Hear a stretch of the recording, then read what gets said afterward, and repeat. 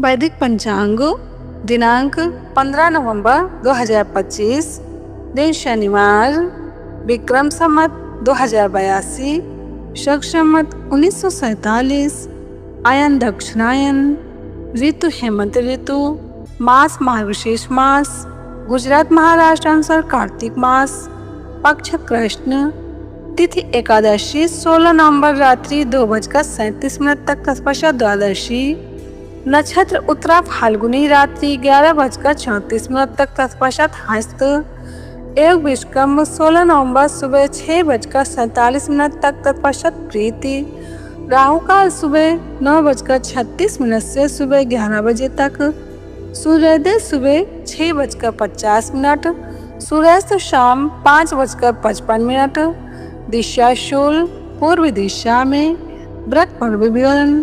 उत्पत्ति एकादशी विशेष। हर एकादशी को श्री विष्णु सहस्रनाम का पाठ करने से घर में सुख शांति बनी रहती है। राम रामेति रामेति रमे रमे मनोरमे सहस्रनाम तातुल्यम राम नाम वरानने। एकादशी के दिन इस मंत्र के पाठ से विष्णु सहस्रनाम के जप के समान पुण्य प्राप्त होता है। एकादशी के दिन बाल नहीं कटवाने चाहिए। एकादशी को चावल व साबूदाना खाना वर्जित है। एकादशी को सिम्मी सेम न खाएं, अन्यथा पुत्र का नाश होता है।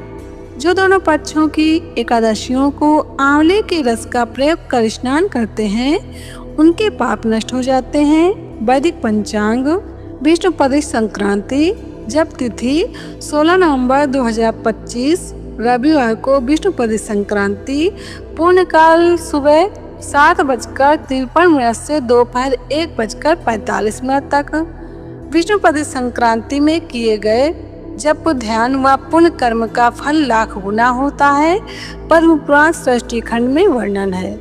वैदिक पंचांग उत्पत्ति एकादशी 14 नवंबर 2025 शुक्रवार को रात्रि 12:49 से 16 नवंबर को रात्रि 2:37 यानी 15 नवंबर को पूरा दिन एकादशी है।